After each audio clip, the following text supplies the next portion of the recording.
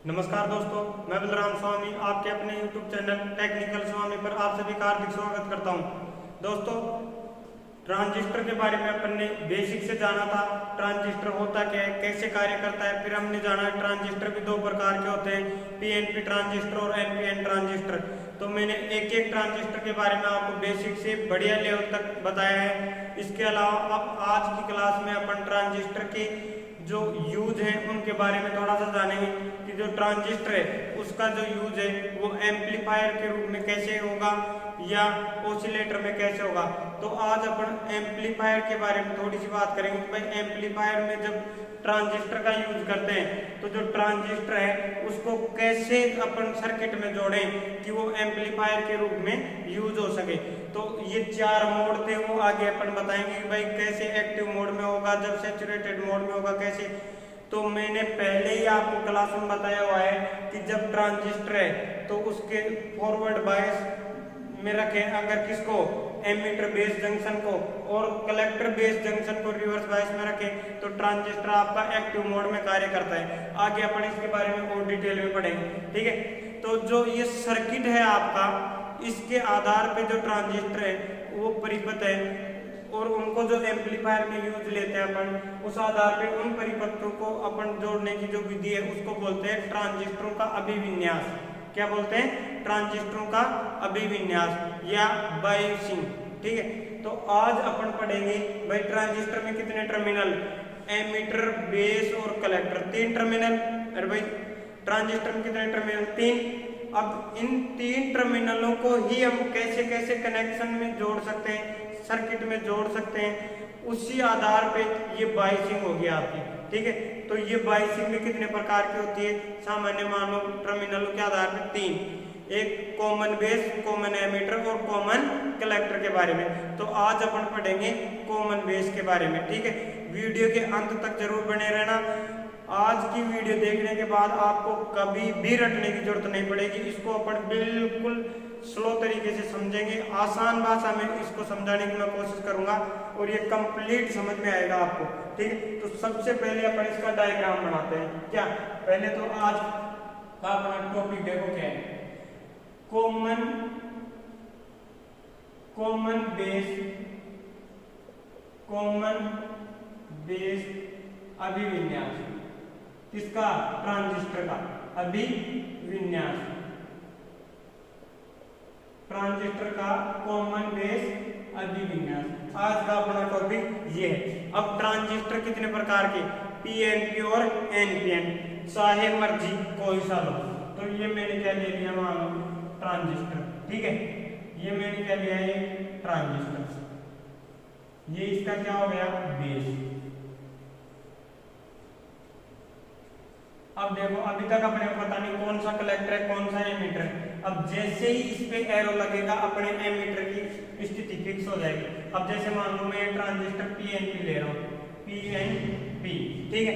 अब पीएनपी, इसमें एरो किधर होता है, अंदर की तरफ। अरे भाई ये मैंने अच्छे से पढ़ाया आपको, मेहमान आया पी नहीं पीऊंगा, पी लिया तो एरो कहाँ जाएगा, अंदर, ठीक है। अब ये क्या हो गया आपका ट्रांजिस्टर, क्या हो गया भाई, ट्रांजिस्टर, ठीक है। और ये हो गया आपका कलेक्टर। देखो ट्रांजिस्टर का ये तो एमीटर, ये कलेक्टर और ये क्या हो गया, बेस। अब देखो आगे,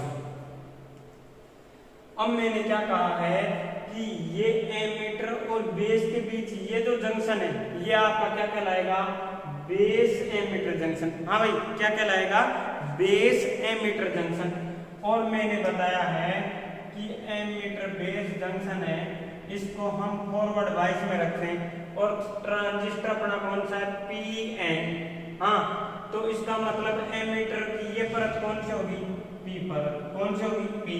और बेस की ये जो परत है ये कौन सी होगी, हाँ एन। अरे भाई ये तो कौन सी होगी, पी, और बेस क्या होगा, एन परत, ठीक है। जैसे कि अपन ने पहले पढ़ाया आपको, देखो ये एमीटर हो गया, ये बेस हो गया, ये कलेक्टर, पी एन पी, यही तो था। ये आपका क्या हो गया, एमीटर, ये क्या हो गया, बेस, और ये क्या हो गया, कलेक्टर। सेम ये यहाँ स्थिति वही है, सिर्फ सिंबल के रूप में बताया जा रहा है। देखो एमीटर हो गया पी प्रकार का, एन प्रकार का क्या हो गया, बेस हो गया, ठीक है। अब देखो अब P को P से जोड़े तभी तो फॉरवर्ड बाइस में आएगा, ये रटने की जरूरत नहीं। देखो ये जंक्शन फॉरवर्ड बाइस में कब आए, फॉरवर्ड बाइस में क्या करते हैं अपन, हाँ फॉरवर्ड बाइस है अपना, उसमें करते क्या है भाई, फॉरवर्ड बाइस में क्या करते हैं, P को पॉजिटिव से जोड़ दो, हाँ और N को किससे जोड़ दो, नेगेटिव से। और जो रिवर्स बाइस है आपका, कौन सा बाइस है, रिवर्स बाइस है, रिवर्स बाइस है, उसमें हम क्या करते हैं, P को प्लस से नहीं किससे जोड़ दो, माइनस से, और N को माइनस से नहीं किससे, प्लस से जोड़ दो। तो अब अपने को इसको कौन से बाइस में लेना है, फॉरवर्ड बाइस में, तो P को किससे जोड़ दो, प्लस से, P को किससे जोड़ दो, प्लस से।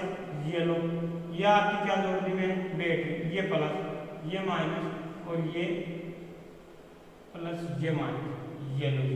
हाँ देखो P को किससे जोड़ा है, प्लस से, N को किससे जोड़ दिया, माइनस से।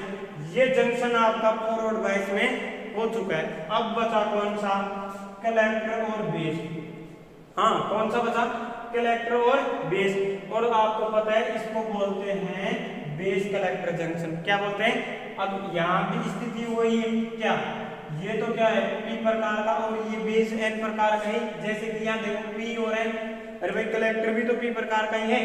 तो यहाँ अपने को रिवर्स बाइस में जोड़ना है, किस में जोड़ना है, रिवर्स में। और रिवर्स बाइस का आपको पता है कि P को प्लस से नहीं किससे जोड़ते हैं, माइनस से। अरे भाई P को किससे जोड़ते हैं, प्लस से नहीं जोड़ के किससे जोड़ेंगे, माइनस से। ये लो अभी जोड़ देते हैं, हाँ P है, P को प्लस से नहीं किससे जोड़ दो, माइनस से। और ये जो माइनस है इसको माइनस से नहीं जोड़ के किससे जोड़ दो, प्लस से।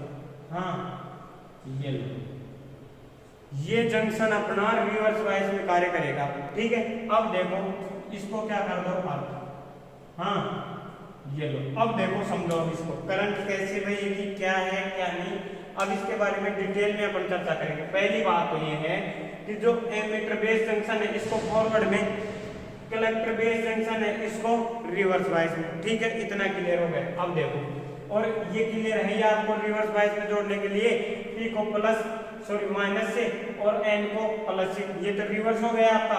और फॉरवर्ड में P को प्लस से N को माइनस से, ये आपने डायोड में अच्छे से कवर कर लिया है, ठीक है। अब आगे देखो, अब आपको पता है कि धारा का जो प्रवाह होता है वो प्लस से माइनस की ओर होता है। किधर होता है भाई, प्लस से माइनस की ओर होता है। तो ये धारा है, ये प्लस से किधर चलेगी, माइनस की ओर। हाँ भाई, ये इधर से जो प्रवाहित होगी, और एमीटर क्षेत्र में प्रवाहित धारा क्या बोलते हैं, एमीटर धारा बोलते हैं। ये प्लस से किधर जाएगी, इधर, और ये माइनस N होते हुए ये सर्किट पूरा करेगी। और ये जो बेस धारा है वो किधर जाएगी, माइनस की ओर। ये क्या हो गई, आपकी बेस धारा होगी, ठीक है। अब देखो इधर, ये अर्थ कर देने से ये प्लस का प्रभाव यही खत्म।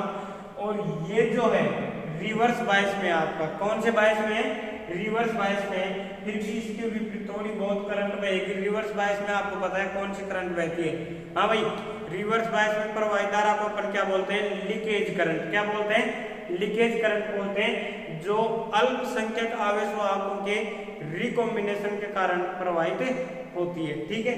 हाँ अब देखो, यहाँ प्रवाहित धारा कौन सी होगी आपकी, IC, कलेक्टर धारा। हाँ भाई, ये प्रवाहित धारा क्या होगी आपकी, कलेक्टर धारा होगी, ठीक है। अब देखो आप एक बार इसका इतना सा स्क्रीनशॉट लो, फिर अपन इसके बारे में आगे देखते हैं।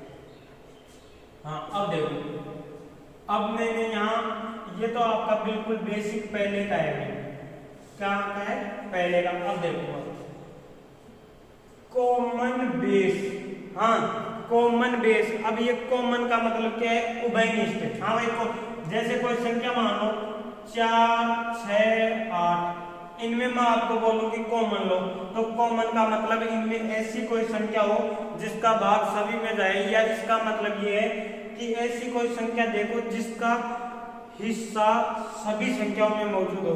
तो देखो 2 एक ऐसी संख्या है जिसका सभी में उभयनिष्ठ है। तो ये देखो 2, 3 और 4। हाँ भाई देखो, 2 से गुणा करके देख लो, ऊपर वाली संख्या आ जाएगी, या सभी में 2 का भाग दे दो, ये कोष्टक वाली संख्या आ जाएगी। इसका मतलब क्या है कि सभी में अंश हो, उभयनिष्ठ हो। तो कॉमन का मतलब यही है। अब देखो, ये आपका इनपुट हो गया। हाँ, ये तो जंक्शन आपका क्या होगा, इनपुट, और इधर से क्या लेंगे अपन, आउटपुट। क्या लेंगे, आउटपुट। अब देखो आप, ये जो बेस है ये इनपुट का भी हिस्सा है और आउटपुट का भी हिस्सा है, इसीलिए हम इसको क्या बोलेंगे, कॉमन बेस अभिविन्यास। हाँ भाई, क्या बोलेंगे, कॉमन बेस अभिविन्यास। लालू जी बोल रहे हैं, एक बार पानी की बोतल के लिए। हाँ, ये जो आपका है कॉमन बेस अभिविन्यास भी बोलेंगे इसको अपन, क्योंकि जो इनपुट सिग्नल में भी बेस क्या है, हिस्सा है, और जो आउटपुट है उसमें भी बेस क्या है, उपस्थित है, या बेस का क्या हो रहा है, यूज हो रहा है। अब देखो आप, यहां जो आपका वोल्टेज होगा एमीटर और इसके बीच अपन वोल्टेज नापे, तो वो आपका कौन सा वोल्टेज होगा भाई, हाँ, बेस एमीटर वोल्टेज। हाँ, बेस एमीटर वोल्टेज, इसके बीच जो वोल्टेज ड्रॉप होगा वो क्या होगा, बेस एमीटर वोल्टेज। हाँ, और इधर जो होगा वो क्या होगा आपका, बेस कलेक्टर वोल्टेज। हाँ, इधर जो होगा वो होगा बेस कलेक्टर वोल्टेज आपका। ठीक है, देखो आगे इन सभी का आगे यूज होगा, मैं समझाऊंगा एक एक के बारे में। ये इतना समझ आया आपको नाम का भाई, कि नाम क्यों पता चल रहा है इसका, देखो आगे। हाँ, अब इनपुट का मतलब क्या है और आउटपुट का मतलब क्या है, देखो।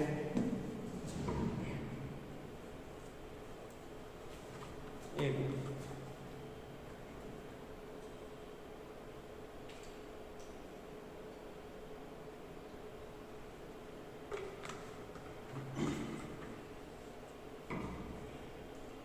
हाँ, देखो इनपुट का मतलब क्या है, ये बेसिक स्ट्रक्चर बताइए मैंने अभी कि कॉमन एमीटर होता क्या है, सॉरी कॉमन बेस है क्या, बेस का इनपुट और आउटपुट दोनों में होगा क्या, हिस्सा। अब ये देखो आप, इसको अपन इनपुट देंगे किधर से इधर।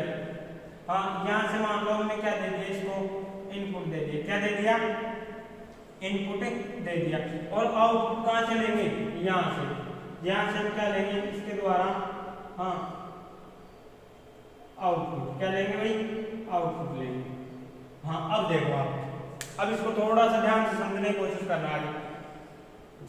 इतना समझ आ गया, एमीटर क्षेत्र में प्रवाहित धारा, एमीटर धारा, बेस क्षेत्र में प्रवाहित धारा, बेस धारा, कलेक्टर क्षेत्र में प्रवाहित धारा, कलेक्टर धारा। अब देखो आप कि पहले तो अपन बात करेंगे किसकी, ये इनपुट परिपथ की, फिर बात करेंगे अपन आउटपुट परिपथ की। एक बार कंप्लीट समझा देता हूं, उसके बाद लिखवाएंगे सारी चीजें। ठीक है, अब देखो आप, अब अगर मैं बात करूं इस इनपुट की, तो देखो, हाँ, इनपुट में होता क्या है, एम्पलीफायर जो आपका है वो क्या करता है, निम्न, हाँ, निम्न जो आपके सिग्नल हैं उनको उच्च में बदल दे। क्या कर दे, निम्न इनपुट सिग्नलों को कहां बदल दे, उच्च आउटपुट सिग्नलों में बदल दे। ठीक है, कहने का मतलब ये है कि ये क्या करता है, गेन करता है, वृद्धि करता है। ठीक है, हाँ, एम्पलीफायर। तो इसी के आधार पे अपन इसका यूज करेंगे। अब इसमें देखो होता क्या क्या है, ये इसकी सबसे मेन चीजें हैं, और वहां से क्वेश्चन आते हैं तो उनके बारे में जानेंगे अपन। देखो, हाँ, तो पहले अपन ये जो सर्किट बना है इसके बारे में दो चार बातें जो मैंने अभी तक आपको समझाई है इसको उतारेंगे, उसके बाद अपन इनके विशेषता वक्रों के बारे में पढ़ेंगे। तो अब लाइन टू लाइन लिखना है, डायग्राम आप साफ बना लो, उसके बाद अब लिखना है इसके नीचे, है ना, कि कॉमन बेस परिपथ में, हाँ, कॉमन बेस परिपथ में, हाँ, बेस इसको मैं रफ कर देता हूं, बेस इनपुट व आउटपुट दोनों में उभयनिष्ठ रहता है, उभयनिष्ठ रहता है। कहने का मतलब क्या है कि जो बेस है आपका इनपुट में भी रहेगा और आउटपुट में भी रहेगा। इसके अलावा मैंने क्या बताया कि इस परिपथ में, हाँ, बेस एमीटर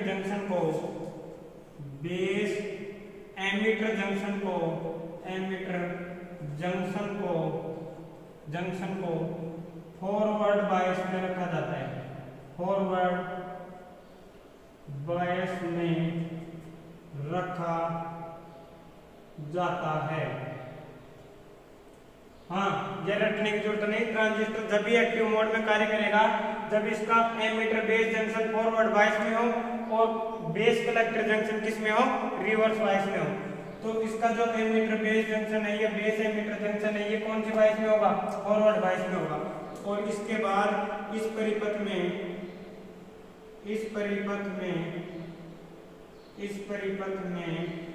हाँ, बेस कलेक्टर जंक्शन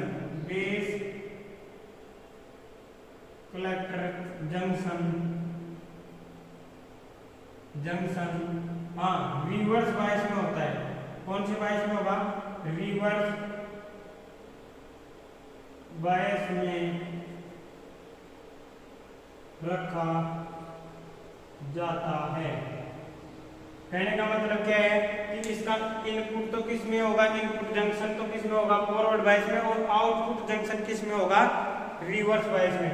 तो ये इनपुट जंक्शन तो कौन सा है, एमीटर जंक्शन। कौन सा जंक्शन है ये, एमीटर बेस एमीटर जंक्शन। तो कौन सा है आपका, इनपुट जंक्शन। इसको अपन क्या बोल सकते हैं, इनपुट जंक्शन। क्या बोल सकते हैं, इनपुट जंक्शन। और जो बेस कलेक्टर जंक्शन है यह आपका क्या होगा भाई, आउटपुट जंक्शन। क्या होगा, आउटपुट जंक्शन, जो किस में रहेगा, रिवर्स बायस में रहता है। किस में रहेगा, रिवर्स बायस में रहता है। कौन सा junction, output junction, base collector junction. अब इसके बाद अपन समझते हैं कि ये जो इनपुट जंक्शन में होने, इनपुट जंक्शन है आपका, ये फॉरवर्ड बायस में रहने से इसके ऊपर क्या प्रभाव पड़ेंगे, और जब कलेक्टर बेस ये जो आउटपुट जंक्शन है ये रिवर्स बायस में होने के कारण इसमें क्या प्रभाव पड़ेंगे। ठीक है, तो चलते हैं आगे। अब देखो ये जो है इसके इनपुट और आउटपुट अलग अलग विशेषताओं का जो अध्ययन होता है उनको बोलते हैं अपन अभिलक्षण। क्या है, इनके द्वारा जो लक्षण दर्शाए जाएंगे उन्हें अपन बोलेंगे अभिलक्षण। और इन दोनों के बीच जो कर्व दर्शाया जाएगा उसको बोलते हैं इनपुट अभिलक्षण वक्र, और आउटपुट में दर्शाया जाएगा उसको बोलेंगे आउटपुट विशेषता वक्र। ठीक है, अब ये विशेषता वक्र है ये दर्शाया किन किन के बीच जाता है, तो भाई यहाँ तो दो ही राशि दिख रही है, एक तो वोल्टेज और दूसरी करंट, इनके बीच दर्शाया जाएगा। तो पहले अपन अध्ययन करेंगे किसके बारे में, इनपुट विशेषता के बारे में। किसके बारे में, इनपुट विशेषताएं। हाँ, इनपुट विशेषताओं के बारे में, या इसकी इनपुट विशेषताएं। अब देखो इनपुट विशेषताएं। अब इसका एक छोटा सा ग्राफ बताता हूँ, उसके माध्यम से समझाऊंगा आपको। देखो हालांकि ये ग्राफ आपने ऑलरेडी ही डायोड वाला ही है, ये सेम। देखो जब डायोड आपका फॉरवर्ड बायस में कार्य करता है तो वोल्टेज ये किसका मान है यहाँ, हाँ एक्स अक्ष पे किसको रखते हैं भाई, ये आपका क्या है, एक्स अक्ष है, दिख रहा है ना। यह आपका कौन सा है, वाई एक्स। भाई ये तो एक्स अक्ष था और ये वाई एक्स था। इसके ऊपर किसको रखते हैं, वोल्टेज के मान को। किसको रखते हैं, वोल्टेज के मान को। और वोल्टेज कौन सा है इनपुट में, हाँ भाई इनपुट वोल्टेज कौन सा है, बेस एमीटर वोल्टेज। कौन सा है, बेस एमीटर वोल्टेज। और आउटपुट में वाई एक्स पे, तो वाई एक्स पे धारा लेते हैं। क्या लेते हैं, धारा रखते हैं।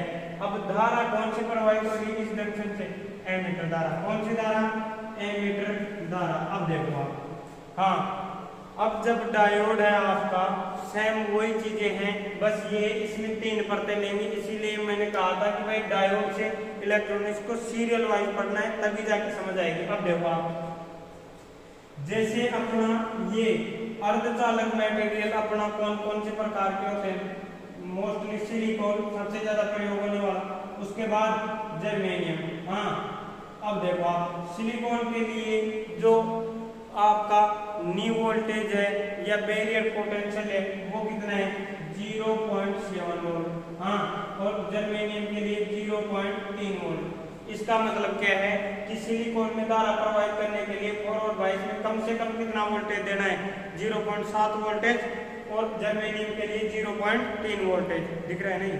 हाँ अब देखो आप, इसका मतलब हमने मान लो कौन सा ले लिया, सिलिकॉन से नामक पदार्थ से बना क्या लिया है, ट्रांजिस्टर। ठीक है, इसकी बात करेंगे अपन। तो जो ये है, ये क्या कहना चाह रहा है कि जब तक वोल्टेज का मान 0.7 तक नहीं होता, धारा का प्रवाह है नहीं होगा। तो जैसे मान लो ये आपका यहाँ कितना है, 0.2, 0.4, 0.6, 0.8, ठीक है। हाँ, ये 1.2, 1.4, ये तो क्या हो गया आपका वोल्टेज, क्या हो गया वोल्टेज। और यहाँ आपकी क्या हो गई करंट, यहाँ क्या आ जाएगी आपकी करंट, वाई एक्स में क्या आ गई आपकी करंट आ गई। और जो एमीटर धारा है उसको अपन किस में मापते हैं, मिली एम्पियर में। किस में मापते हैं, मिली एम्पियर में। ठीक है, अब देखो सपोज 5, 10, 15, 20, 25 ये सभी क्या है, मिली एम्पियर में। ठीक है, अब देखो क्या होगा कि जब तक, हाँ मैं यहाँ बात कर रहा हूँ, अब यहाँ से समझो, यहाँ इसे अपन ग्राफ बनाएंगे। देखो इस वोल्टेज का मान ये क्या है, बेस एमीटर वोल्टेज है। क्या है, बेस एमीटर वोल्टेज। इसके मान को मैं बढ़ाता हूँ तो किसका मान बढ़ेगा, धारा का मान बढ़ेगा। लेकिन ये मान क्या है, सपोज 0, क्या है 0, तो धारा प्रवाहित होगी नहीं। इसका मतलब यहाँ करंट का मान भी क्या होगा, 0। करंट का मान भी क्या होगा, 0 होगा। अब देखना ये डायग्राम ढंग से समझना है। वोल्टेज का मान 0, धारा का मान भी 0, यहाँ तो समझ आ गया।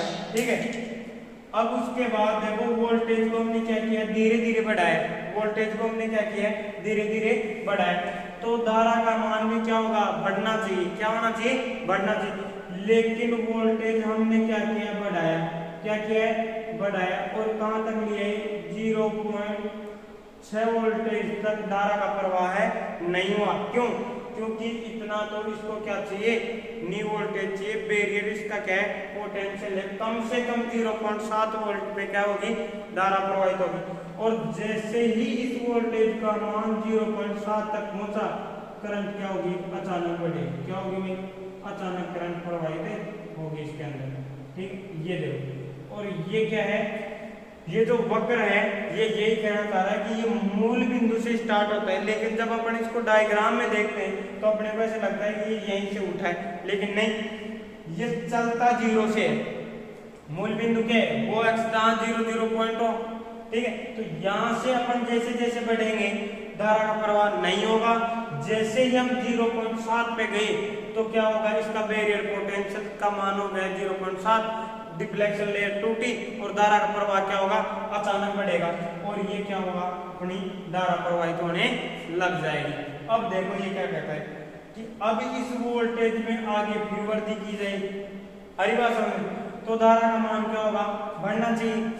ठीक है, नहीं तो ये जो ग्राफ है वो कुछ इस प्रकार बनेगा।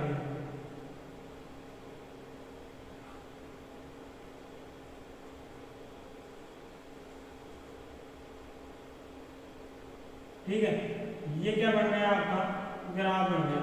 0.7 पे आते क्या होगा, धारा का प्रवाह अचानक होने लग जाएगा। ठीक है, अब इसके बाद क्या है, जैसे ही अपन क्या करेंगे, वोल्टेज के मान को वापस बढ़ाएंगे, या कौन सा टाइप लेंगे अपन, दूसरा प्रकार का वो लेंगे, सेमीकंडक्टर मटेरियल वाला ट्रांजिस्टर।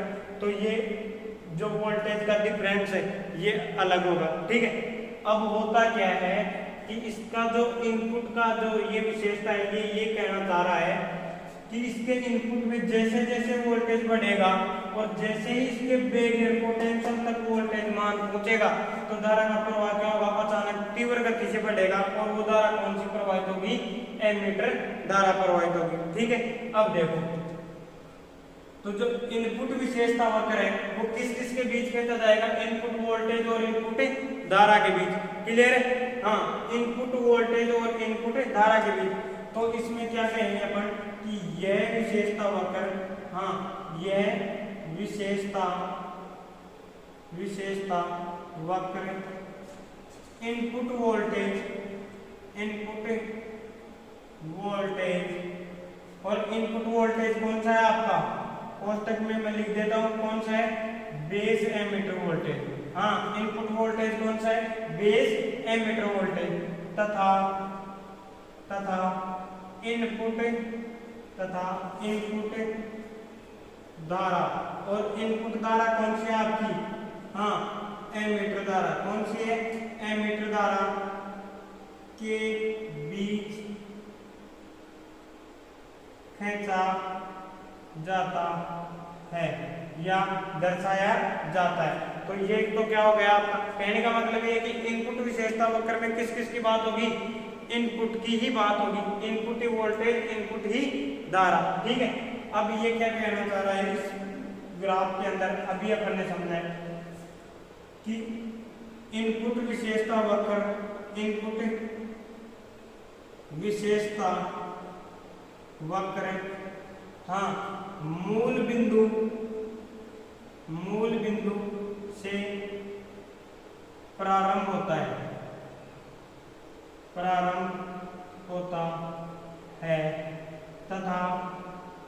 तथा वोल्टेज का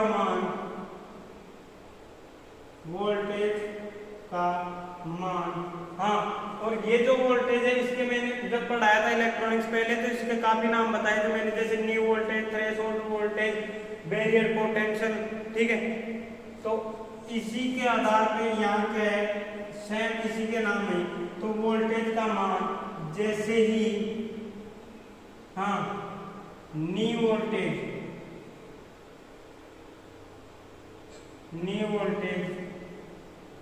के बराबर होता है धारा का प्रवाह है तीव्रता से बढ़ता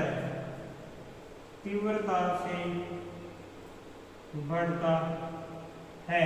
और इससे पहले क्या होता है, नगण्य बढ़ता है, जिसको अपन नेगलेक्ट करके जीरो मानते हैं। ठीक है, हाँ इसको उतारो एक बार, फिर अपन आगे चलेंगे।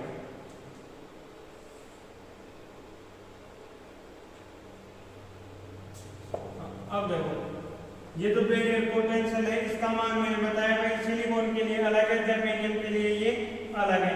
ठीक है, अब इसके अलावा देखो क्या है, जैसे मान लो आपने ये दो के लिए अलग अलग के लिए बात की है, तो ये भी क्या होगी, अलग अलग स्थितियां अपन लेंगे, तो ग्राफ में कुछ इस प्रकार बनेगा। ठीक है, अब देखो होता क्या है कि ये जो है बैरियर पोटेंशियल, थ्रेशोल्ड वोल्टेज या आपका न्यू वोल्टेज, इसकी बात अपने कर ली। अब ये जो ग्राफ है, इसकी जो आधार पे जो न्यूमेरिकल बनता है वो ये बनेगा कि इनपुट प्रतिरोध इसका क्या होगा, हाँ इनपुट गतिज प्रतिरोध, हाँ इनपुट गतिज प्रतिरोध, कॉमन बेस में इनपुट गतिज प्रतिरोध क्या होगा। अब देखो कुछ भी नहीं है, नई चीज नहीं है, देखो वही ओम का नियम, हाँ V बराबर I इंटू R, तो R बराबर क्या होगा, V बटे I। हाँ भाई, ये तो अपन आज तक पढ़ते आए, तो बस यही नई चीज यहाँ, कौन सी नई चीज पूछी, यही है यहाँ।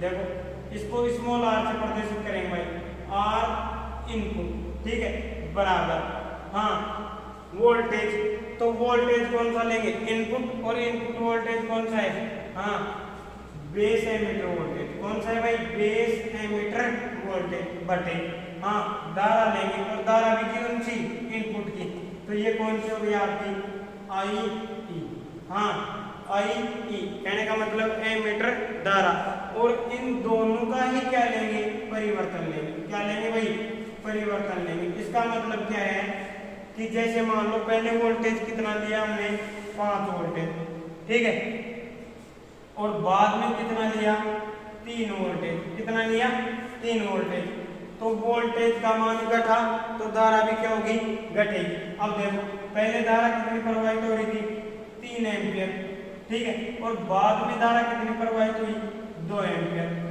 तो यहाँ वोल्टेज का परिवर्तन कितना आया, देखो डेल्टा V बराबर तो क्या आया, 5 और 3 का अंतर कितना हुआ, 2 वोल्ट, ठीक है, बटे इन दोनों का डेल्टा I कितना आया, 3 और 2 का अंतर कितना है, 1 एम्पियर, ठीक है, तो तो गतिज प्रतिरोध अगर अपन निकालें तो 2/1 क्या आ जाएगा, 2 ओम।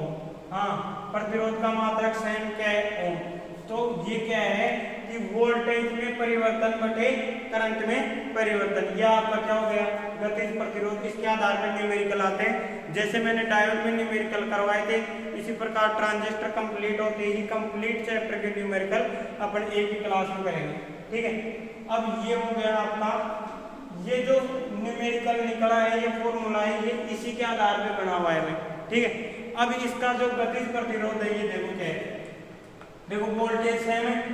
अब आई कहने का मतलब है कि एमीटर धारा सर्वाधिक होती है। क्या होती है, एमीटर धारा का मान क्या होता है, सर्वाधिक होता है। इसलिए धारा का मान जितना अधिक होगा प्रतिरोध का मान उतना ही क्या होगा, कम। हाँ, धारा का मान जितना अधिक प्रतिरोध का मान उतना ही कम। अतः हम कह सकते हैं, अतः कॉमन बेस, हाँ कॉमन बेस में इनपुट प्रतिरोध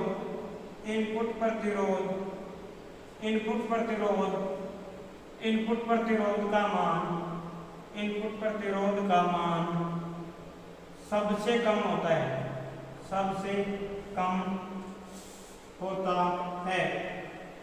सबसे कम का मतलब कॉमन एमीटर, कॉमन कलेक्टर जो परिपथ पढ़ेंगे उन सभी से क्या होगा, इसका कम होगा। क्यों सबका कम होता, सबसे कम होता है, क्योंकि इसका हाँ इनपुट जंक्शन हाँ फॉरवर्ड बायस में है। किसमें है भाई, फॉरवर्ड बायस में होता है। ठीक है, देखो फॉरवर्ड बायस में है तो प्रतिरोध का मान क्या होगा, कम होगा। क्लियर है। इसके बाद देखो इसका किसका, कॉमन बेस का, किसका, कॉमन बेस परिपथ का हाँ इनपुट प्रतिरोध का मान लगभग 20 ओम होता है। कितना होता है, लगभग 20 ओम होता है। इसका जो इनपुट प्रतिरोध है वो क्या होता है, सबसे कम होता है, और कितना होगा, लगभग 20 ओम होगा। ठीक है, ये डायोड मैंने बताया होगा आपको, डायोड का जो फॉरवर्ड रेजिस्टेंस होता है लगभग 20 से 25 ओम के लगभग होता है। तो इसके अंदर भी क्या होगा, फॉरवर्ड रेजिस्टेंस है, तो इसका मान क्या होगा, 20 ओम हो गया। एक बार स्क्रीनशॉट लो फिर आगे चलेंगे। हाँ, अब देखो, अब इसका जो आउटपुट विशेषता होता है उसमें ज्यादा चर्चा नहीं करेंगे, उसका ज्यादा रोल नहीं। देखो उसमें जो समझने लायक चीजें वो 2-3 मैं बता देता हूँ आपको, फिर इसका गेन वगैरह की बात करेंगे अपना। ये जो फॉरवर्ड बायस में है या रिवर्स बायस में, इसका आउटपुट जंक्शन रिवर्स बायस में, कौन से बायस में, रिवर्स बायस में। तो इसके अंदर धारा का प्रवाह क्या होगा, कम से कम होगा। तो इसका जो इनपुट की जगह अपन अब किसकी बात करेंगे, हाँ ये गतिज प्रतिरोध आ गया। तो अब इसका क्या पढ़ेंगे अपन, आउटपुट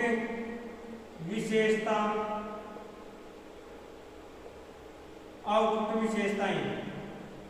इसके आउटपुट परिपथ की जो आउटपुट में जो विशेषताएं मिलेंगी अपने को, उनको पढ़ेंगे क्या है। ठीक है, हाँ अब देखो आप, आउटपुट जो है वो जो जंक्शन है अपना रिवर्स बायस में, तो रिवर्स बायस में होने से इसमें धारा प्रवाह क्या होगा, कम से कम होगा। ठीक है, और जो कलेक्टर द्वारा जो धारा प्रवाहित हो रही, कलेक्टर धारा, ये कौन सी धारा प्रवाहित होगी, लीकेज धारा प्रवाहित होगी। कौन सी धारा प्रवाहित होगी, लीकेज धारा प्रवाहित होगी। तो अपन क्या कह सकते हैं कि कॉमन बेस परिपथ में हाँ आउटपुट जंक्शन हाँ रिवर्स बायस में होता है, रिवर्स बायस में होता है। किस में होता है, रिवर्स बायस में होता है। अतः इसका आउटपुट प्रतिरोध सर्वाधिक होता है। ये रटने की जरूरत नहीं, मैंने समझाया आपको कि इनपुट तो सबसे कम होगा। क्यों? क्योंकि इसका इनपुट जो जंक्शन है फॉरवर्ड बायस में और आउटपुट जो जंक्शन है वो रिवर्स बायस होने के कारण इसका आउटपुट प्रतिरोध सबसे अधिक होगा। ठीक है, और ये होता कितना है? लगभग कितना होगा? 1 मेगा ओम। कितना होगा? 1 मेगा ओम होता है का आउटपुट प्रतिरोध का मान। ठीक है, अब आगे देखो, इसका जो आउटपुट विशेषता वक्र होगा वो किस किस के बीच होगा भाई? अब आउटपुट की बात करें तो वोल्टेज कौन सा लेंगे? आउटपुट का, और कौन सा हो जाएगा? VBC। कहने का मतलब है बेस कलेक्टर वोल्टेज। कौन सा होगा? Base collector voltage. हाँ, बेस कलेक्टर वोल्टेज। और धारा कौन सी हो जाएगी? आउटपुट धारा, कलेक्टर धारा।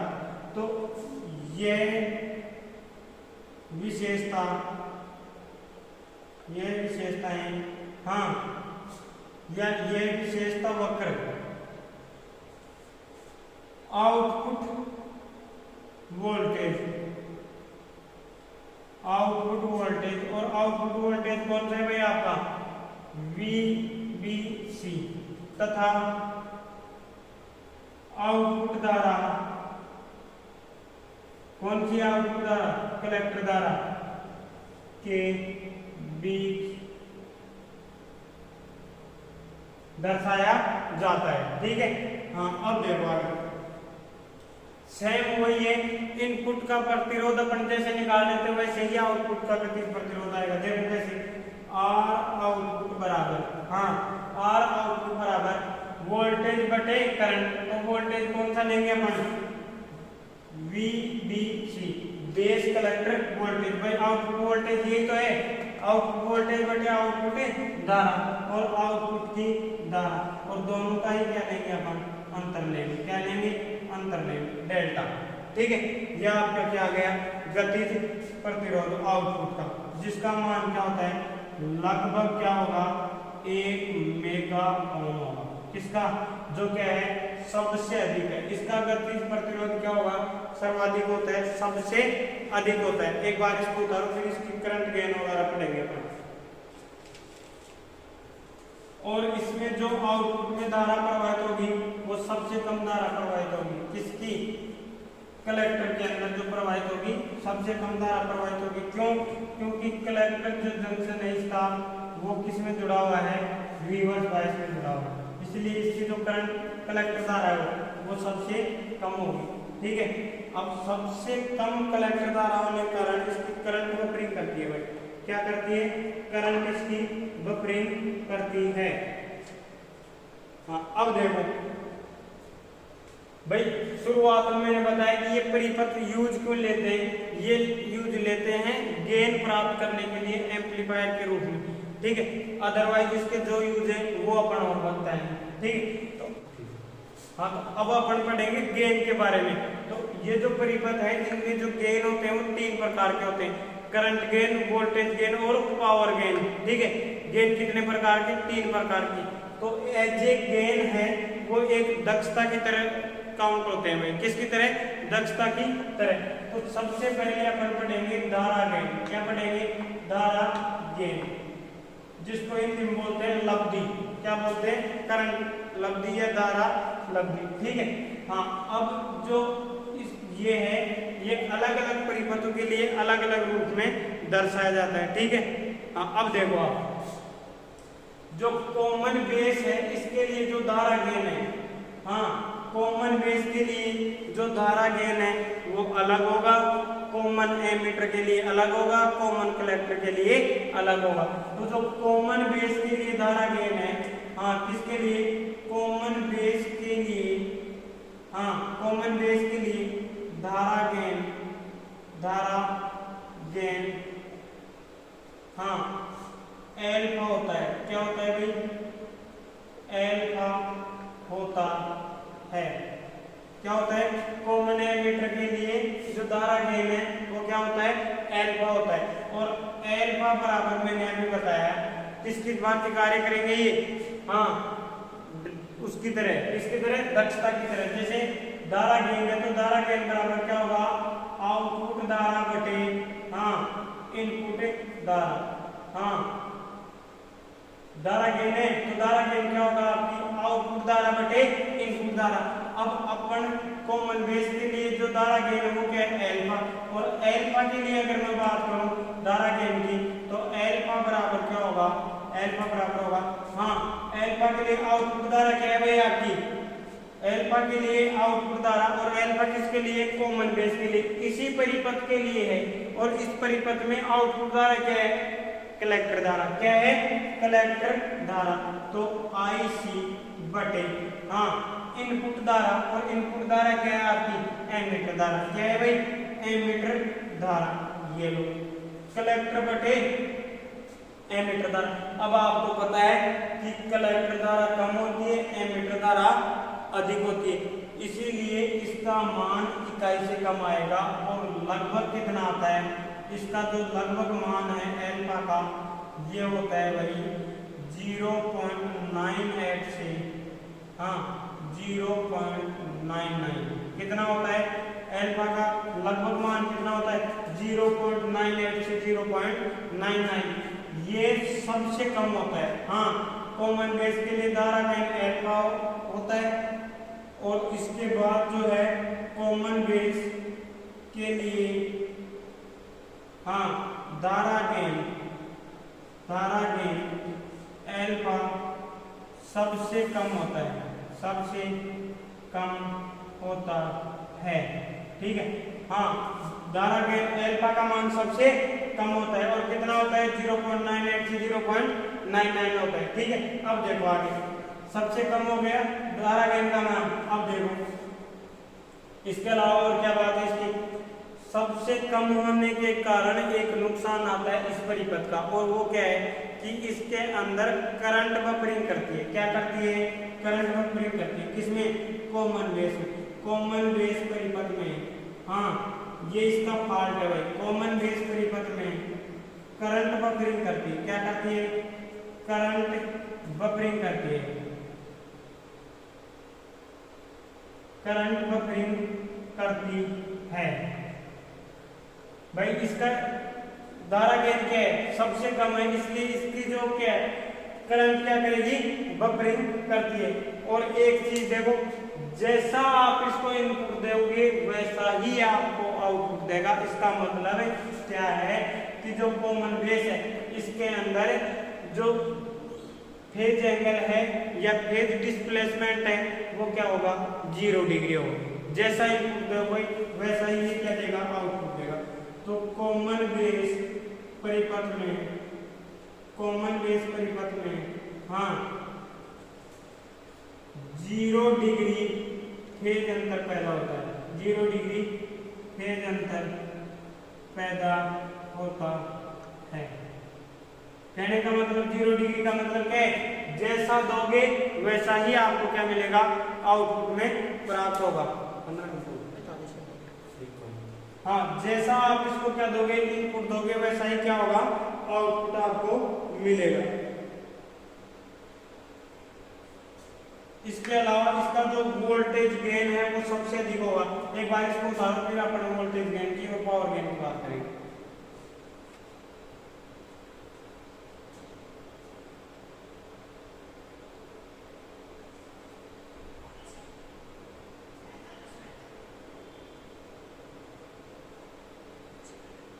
देखो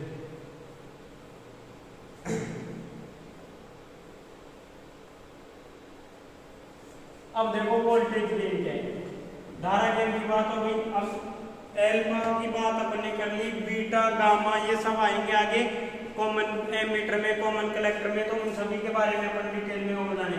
अब अपना है वोल्टेज गेन, क्या है वोल्टेज गेन, और ये क्या है भाई, वोल्टेज गेन में भी वही V आउटपुट बटे V इनपुट, हाँ V आउटपुट बटे V इनपुट। अब इसको इनपुट वोल्टेज बटे output voltage, sorry output voltage बटे इनपुट वोल्टेज। अब इसका मतलब क्या है कि इसके द्वारा जो आउटपुट में अपने को वोल्टेज प्राप्त होगा वो क्या होगा, इनपुट के बजाय अधिक मिलेगा। इसका मतलब इसका आउटपुट या वोल्टेज गेन किसका, कॉमन बेस का, कॉमन बेस का वोल्टेज गेन, वोल्टेज गेन हाँ सर्वाधिक होता है, सर्वाधिक होता है।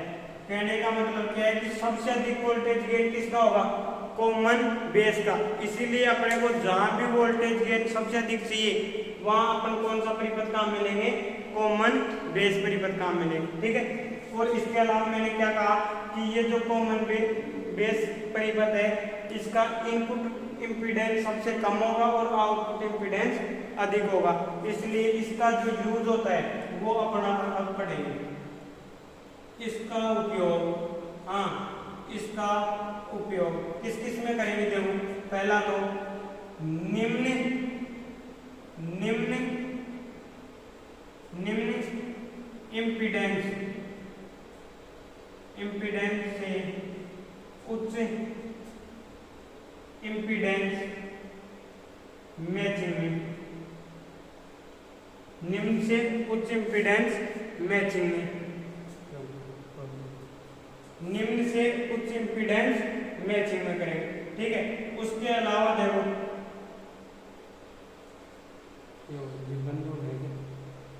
एक मिनट हाँ, उसके अलावा देखो निम्न से उच्च इम्पीडेंस में करेंगे, क्यों, क्योंकि इसका जो निम्न इम्पीडेंस तो कौन सा है, इनपुट इम्पीडेंस क्या है, लो, और आउटपुट इम्पीडेंस क्या है, हाई। तो इसका निम्न इम्पीडेंस से उच्च इम्पीडेंस मैचिंग में यूज होता है। उसके अलावा देखो दूसरा इसका यूज क्या है, हाई फ्रीक्वेंसी बैंडविड्थ वाले परिपथों में, किसमें करेंगे, उच्च फ्रीक्वेंसी बैंडविड्थ वाले, हाई फ्रीक्वेंसी बैंडविड्थ वाले सर्किट में, बैंडविड्थ वाले परिपथों में। ठीक है, इन सभी में किसका यूज करेंगे अपन, कॉमन बेस एमीटर का। ठीक है, उम्मीद करता हूं यह आपको अच्छे से क्लियर हुए और रेगुलर चैनल पे रहे, कंप्लीट वीडियो देखें। आगे जो अपन पढ़ेंगे कॉमन एमीटर, कॉमन कलेक्टर के बारे में बेहतरीन तरीके से। उसके बाद अपन जैसे ये चैप्टर खत्म होगा इसका न्यूमेरिकल क्लास 9। ठीक है, थैंक यू।